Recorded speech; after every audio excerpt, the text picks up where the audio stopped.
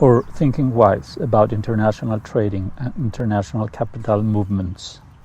Bertil Gotthard Ohlin was born in Klippen, Sweden on April 23, 1899. He died on August 3, 1979 in Valladolid, Vasalstaden, Sweden. He was born into an upper-middle-class family in a village in the south of Sweden. It was a large family with 7 children and a large house, a home which was very hospitable and open to friends and relatives. For some reason, he was given only a little private teaching and prep school for 1 year before entering the school at the age of 7. As mathematics had been his best subject at school, his parents proposed studies at the University of Lund in mathematics, statistics, and economics. The choice of the latter subject is said to be due to the fact that at the age of 5 years, he was very fond of calculating the cost of the various cakes his mother used to bake. He was a professor of economics at the Stockholm School of Economics from 1929 to 1965. He was also leader of the People's Party, the Social Liberal Party, which was at the time was the largest party in opposition to the governing Social Democratic Party from 1944 to 1967. Ohlin served briefly as Minister of Commerce and Industry from 1944 to 1945 in the Swedish coalition government during World War II. Ohlin was one of the most outspoken members of the Stockholm School of the 1930s.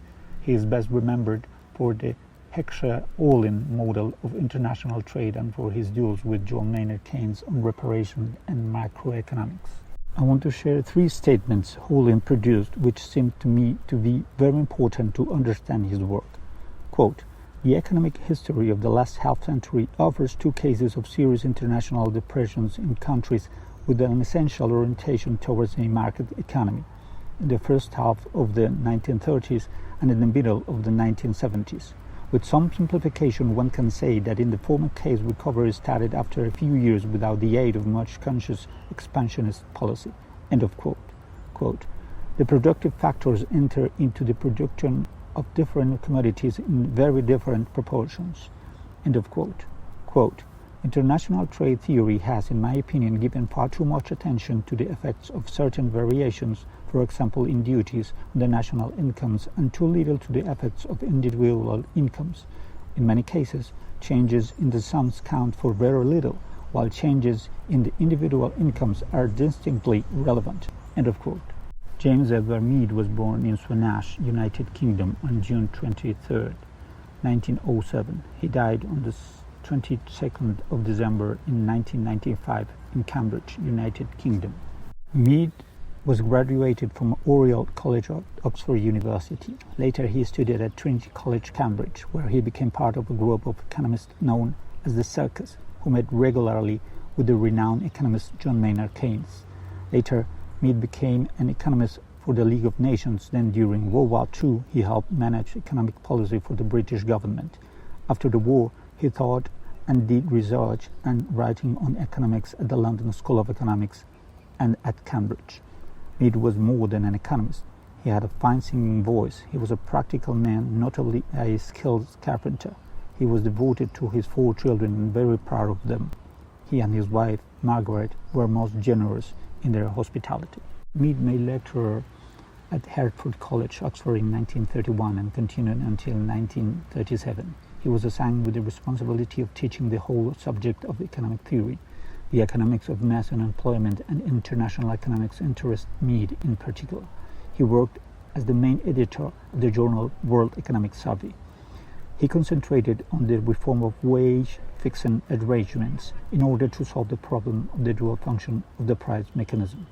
The price of goods and factors of production that promote the most efficient use of resources may well produce an unacceptably unequal distribution of income. His consistent concern for both efficiency and equality is spelled out most clearly in Efficiency, Equality, and the Ownership of Property, 1964, which he himself regarded as his best book. Also, one of his major contributions was to recast the World Economic Survey in a form that is still followed in the International Monetary Fund, World Economic Outlook, and the Organization of European Cooperation and Development Economic Outlook. To share 3 statements Meade produced, which seem to me to be very important to understand his work. Quote, "The frontiers of knowledge in the various fields of our subject are expanding at such a rate that, work as hard as one can, one finds oneself further and further away from an understanding of the whole." End of quote. Quote, "Any one country can be in any of four possible disequilibrium situations. It can be 1. A surplus country with a domestic slump, 2. A surplus country with a domestic boom, 3. A deficit country with a domestic slump, or 4. A deficit country with a domestic boom." End of quote. Quote, "We assume that the banking system must be prepared to expand or contract the total supply of money to the extent necessary to prevent any scarcity or plenty of funds in the capital market which may be induced by any other disturbing factor from causing a rise or fall in interest rates." End of quote. With a 1919 article based on some early Heckscher propositions, Ohlin showed that both interregional and international trade occur because goods can move more easily than the labor, capital, and land that produce them. Therefore, a country with a relatively abundant factor of production should export goods that intensively use that abundant factor, and import those that intensively use the factor that is relatively scarce. Much later, economists showed that this weighed true only for a world with just two goods. In publications beginning in 1927 and ending in 1934, Ohlin also laid out theoretical reasoning and policy conclusions very similar to those in Keynes' 1936 classic, The General Theory of Employment, Interest and Money. Unfortunately, Ohlin's contributions were published in Swedish and never translated. Therefore, when he tried in a 1937 article in a British journal to get credit for these ideas, the Keynesians did not believe him.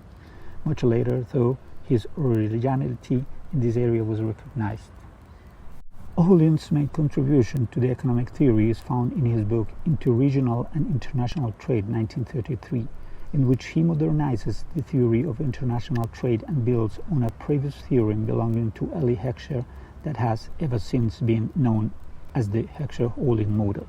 This model derives from David Ricardo's theory of comparative advantage, known as Ricardian trade theory. Its core idea is that each country will specialize in producing those products from which it has better factor endowment. This model predicts and explains the patterns and flows of international trade. However, this model will also be proven incorrect by the Leontief paradox, nevertheless stimulating new contribution to explain it. In the macroeconomics field, Ohlin's less well-known theories are also of great interest. He studied ways of stimulating and cutting demand throughout business cycles depending on the needs of the economy. His studies were a prelude to John Maynard Keynes' works. There were some early signs that Ohlin was not a firm classical liberal. He favored high inheritance taxes at an early age. In connection with the economic problems in the 1930s, Ohlin gradually came to accept not only active stabilization policies but also regulation of agriculture and workplaces.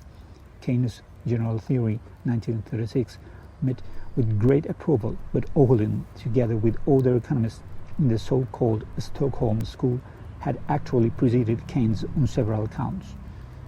For example, by having focused on total demand and by having introduced uncertainty.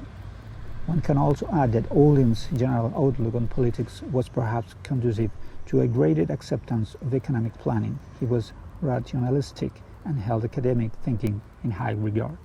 It seems fair to say that Ohlin's political interest emerged during the tenure in Copenhagen. Before the mid-1920s, he had remained focused on academic discussions. Interestingly, this development also appears to have been influenced by the example of Keynes. Like him, Ohlin began to think it necessary for economics to have a practical direction and for economists to take part in the debates on economic policy. Ohlin's old benefactor, Heckscher, began to notice the ideological change during Ohlin's last year in Copenhagen, not least the effect of Keynes. In 1930, Ohlin became professor at the Stockholm School of Economics and was to come into grave conflict with Heckscher. This conflict was, on one hand, professional. Ohlin increasingly attacked Heckscher's brand of liberalism and its free market economics, and this took place both in the political economic club in Stockholm and in the newspapers. Heckscher responded by sharpening his criticism of government intervention. The professional tensions spill off into the private sphere. Ohlin was to retain his social liberal views to the remainder of his life, and he never returned to the more classically liberal elements of the early and mid 1920s. However, it bears noting that after World War II, Ohlin's ideological foe was not perceived to be classical liberalism, but the more radical variants of collectivism advanced by some leading figures in the ruling Social Democratic Party. Ohlin successfully argued against excessive taxation and socialization of the means of production from the beginning of the Social Democratic reign. James Meade was one of the great economists of the 20th century. It was Keynes' vision and genius which underlaid the reconstruction of economics in the interwar period and provided the basic analytical framework which economists have used since for understanding macroeconomic growth and fluctuations. But James Meade's contribution was almost as important. He helped to make Keynes' framework operational by developing the first modern set of national accounts, and he extended it to incorporate the international trade and capital flows which characterized the late 20th century globalized economy.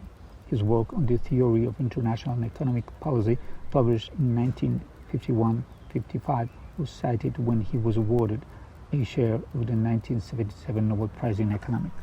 During 6 years working closely with Keynes and others, he made 3 major practical contributions to the new economic thinking which would underlie the post-war world. With Richard Stone, he developed the first modern system of national accounts, the essential information needed to govern economic policy making. He played a vital role in the complicated process which led to the famous White Paper of Employment Policy.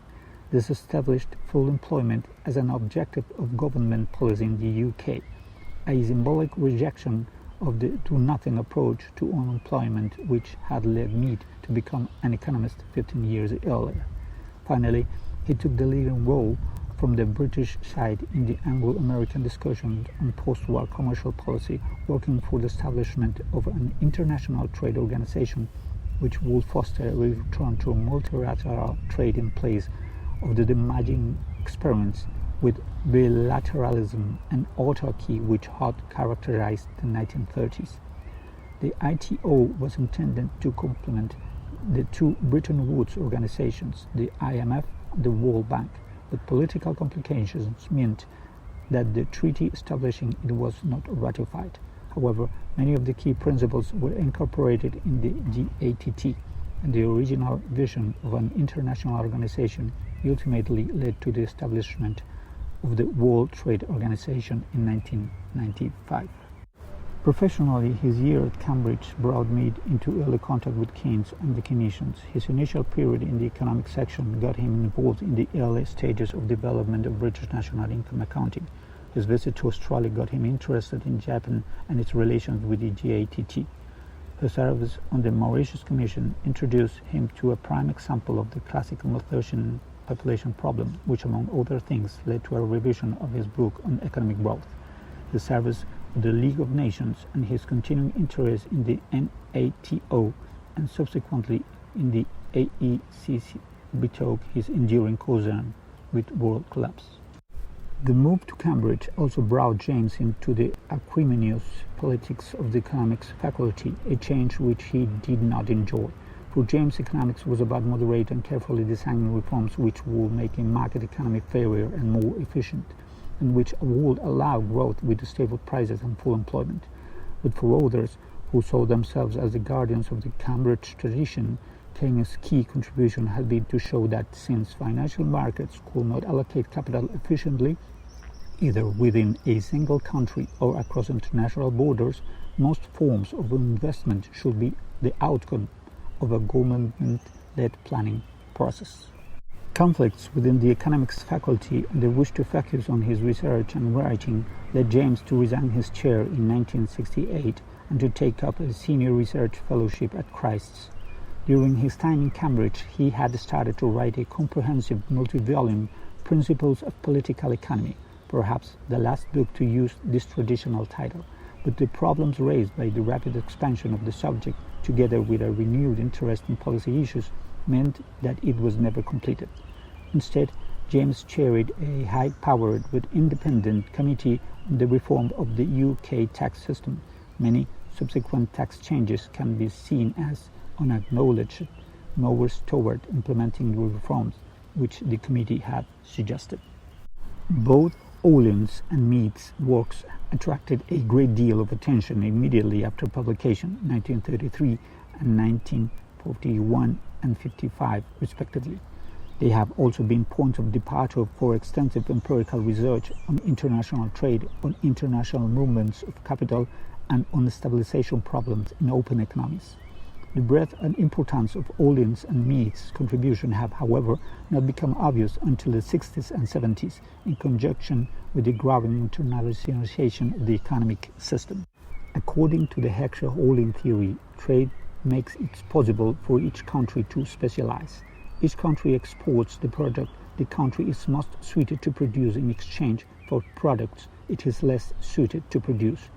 One of Meade's most important contributions was in the field of elaborating the theory of the balance of payments, where he identified under which circumstances a country can concurrently achieve an equilibrium both internal as well as balance in its international payments.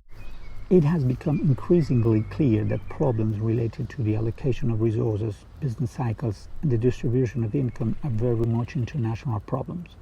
This means that foreign trade, international price fluctuations, the international allocation of economic activities, and the transfer of resources, as well as the international payment system, have become dominant factors in economic analysis and economic policy. So, their work allowed to the governments to deal with their international commerce relations. And we know we are affected by those decisions. So, now you can have a better perspective of their importance.